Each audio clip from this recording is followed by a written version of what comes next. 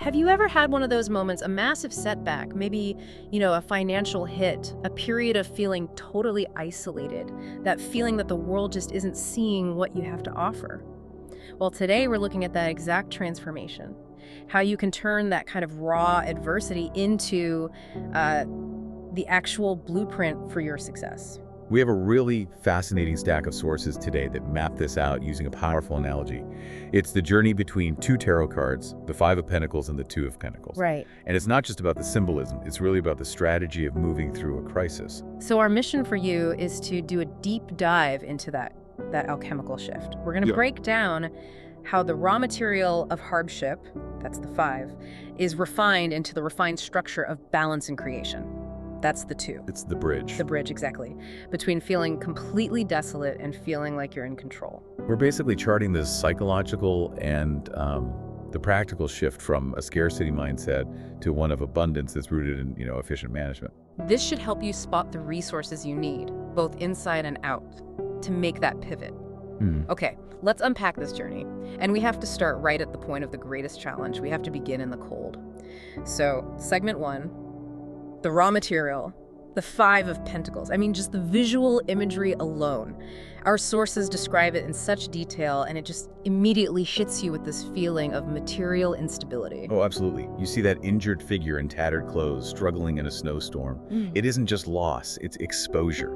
It's vulnerability. And the card itself grounds you in that reality, right? It does. It's governed by the number 5, which in itself signifies friction, instability. Yeah. It's a necessary challenge. It's the moment an old structure just breaks down. And its connection to the element Earth means this is all happening on a material level. Exactly. It's impacting your finances, maybe your health, your immediate physical security. Okay. It grounds the challenge in something very, very real. But the real heartbreak of the imagery, for me, is in the background. That brightly lit church, the cathedral on the cliff. With the welcoming stained glass windows. Yes. And that structure represents a potential refuge, right? It's salvation or just external help. It's available. But he doesn't see it. He seems too consumed by his immediate suffering to even look up. And the sources suggest this is the core psychological trap of the 5. It's a kind of spiritual desolation, a self-imposed solitude. Driven by what? Denial, maybe? Shame? Perhaps both. A paralyzing shame. Yeah. And if that's the barrier, how can you even begin to recover? So the narrative has to address that cognitive jump, right? The moment you finally notice the church. It does. It explicitly shows that the upright meanings, the financial loss, the scarcity mindset, the anxiety, all of that is maintained by that downward gaze. He's just focused on the cold sand under his feet. The cold sand and the pain of his injury. He is actively denying the possibility of any kind of external or even spiritual relief. So recovery isn't just about suddenly finding money. It's about reframing the moment itself. Precisely. And that's why the reversed meaning is so powerful in this narrative. When it's reversed, the Five of Pentacles represents that cognitive shift. It's acceptance, gratitude, healing. The willingness to actually accept help. Yes. It's the moment the figure realizes, this too shall pass, but only if action is taken. So the 5 isn't a hard no, it's a not yet. The raw material's there, it's just unrefined. It needs processing. And that urgency to process, to apply what few resources you have strategically, that pushes us right into segment 2, the refined structure, the Two of Pentacles. The contrast is, it's palpable. If the 5 was instability, the 2 is the successful management of multiple ongoing priorities. You shift immediately from passive suffering to active mastery. The sources describe this figure of poise and skill, a woman, often a magician standing high up, juggling 2 hourglasses in this continuous loop. So what does that imagery tell us about this mastery? What needs to be in place to have that kind of balance? It tells us that success isn't static, it's dynamic. That figure 8 connecting the hourglasses is the lemniscate symbol. It represents infinite adaptation, duality. So you're not just handling 2 things. No, you're managing the fluid relationship between them. Past demands versus future needs, or time versus resources. It's less like juggling and more like, sophisticated plate spinning. I like that. And the setting itself reinforces that this is active work. The sources really focus on the landscape around her. It's a desert under renovation. It's not a finished garden. That is such a key detail. It speaks to the constant, maybe even tedious, but necessary work required for growth. You have to maintain the infrastructure. And you see heavy machinery in the background sifting through the sand for minerals. Right. This isn't passive waiting. This is a strategic search for resources to fuel your expansion. You have to constantly be analyzing your environment and leveraging what you find, even if the landscape looks barren. Then you have the other indicators of flow, the mountains, the distant villages, balloon ships. This isn't just personal balance, it's external. It's about resource management, exchange, community. Exactly. The upright card is all about that mastery. It's successfully navigating duality, knowing when to prioritize, and staying flexible.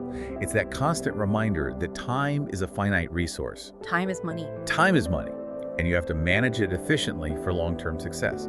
So the answer for the 2 is a confident yes. But that confidence is fragile. The reversed meaning gives us that critical warning. It warns of failing the dance, overcommitment, disorganization, trying to keep too many plates spinning at once without adjusting. Which leads to chaos. Total chaos. If the 5 is suffering from a lack of opportunity, the reverse 2 is suffering from mismanaging too much opportunity. It's a very clear call to reprioritize before the whole thing collapses. So the core difference is this. The 5 is passive suffering and scarcity, while the 2 is active adaptation within abundance. The yes of the 2 depends entirely on maintaining that equilibrium. And here is where the deep dive gets really interesting. Segment 3, the synthesis. Yes. The sources build this beautiful bridge from the psychological trap of the 5 to the strategic triumph of the 2.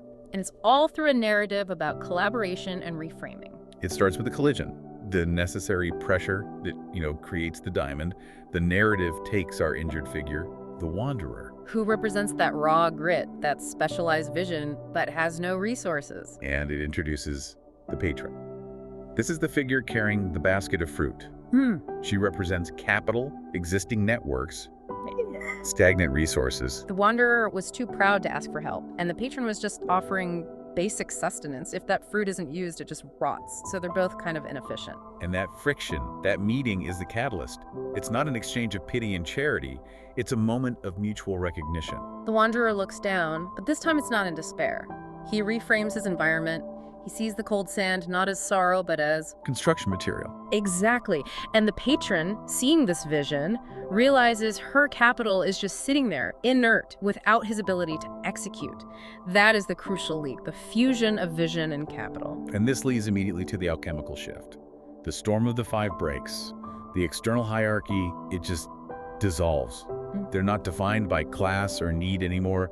They become the architects. Your whole focus changes. They stop looking up at the cathedral on the cliff. Right. That cathedral, which represents established tradition or salvation from external structures, relying on old systems, it's no longer their goal. Instead, they decide to build right there, on the shore. They understand that to master expansion, to get to those distant balloon ships, they first have to master the earth right under their feet. It's a fundamental choice. Create something new from the material of your adversity instead of relying on established authority. And that leads us to the construction, which perfectly mirrors the dynamic of the Two of Pentacles. They're calm, they're focused, even with the ocean waves. Chaos, the threat of instability crashing right behind them. They get it. Equilibrium isn't about being static. It's a continuous dance with chaos. And what do they build? Their combined efforts culminate in this incredible sculpture, the Lady of the Hourglass, sculpted from the wet, shifting sand.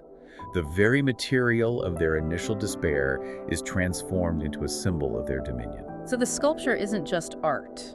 It is the physical manifestation of their successful, balanced operating model. They've balanced the ocean, which is chaos and risk, against the cathedral, which is rigid tradition. They've balanced survival, the fruit, from the patron against expansion, the construction project, the refined and the rugged, working in perfect unison. And the resolution is so powerful because their collaboration ensures it's sustainable. They mastered time and priority together. The isolation of the 5 provided the grit, the raw material, and the collaboration provided the strategic structure. The not yet of the storm becomes the sustained yes of construction and balance. Yeah. So what the sources have really revealed to us is that struggle, that 5 of Pentacles energy, it isn't an endpoint, it's a foundational chapter. It provides the necessary pressure, the unique vision, and the actual raw material you need for any major creation. And true mastery, the 2 of Pentacles, isn't achieved by trying to escape that instability. Not at all. It's achieved by turning that grit and those resources into a collaborative, balanced, and highly adaptive system. It's the ultimate lesson in reframing material constraints into creative opportunity. You know, what's really striking is that the ultimate structure of their triumph, the Lady of the Hourglass, it was built on the shifting sands of the shore. In constant dialogue with the tides. Right. It wasn't built on the solid, stable rock of the cliff where the old, established cathedral stood. And this raises, I think, a really important question for you, the learner, that builds directly on this synthesis. If true dominion, true creation, comes from mastering chaos and building your own vision on unstable ground, Then how much of your current stability, your success, is derived from the established cathedrals in your life, the institutions, traditions, or rigid structures you rely on? versus the magnificent structures you are actively sculpting for yourself on the shifting sands of your own life? That's the difference, isn't it? Relying on existing stability versus mastering your own equilibrium, something to mull over as you transition from raw material to refined structure.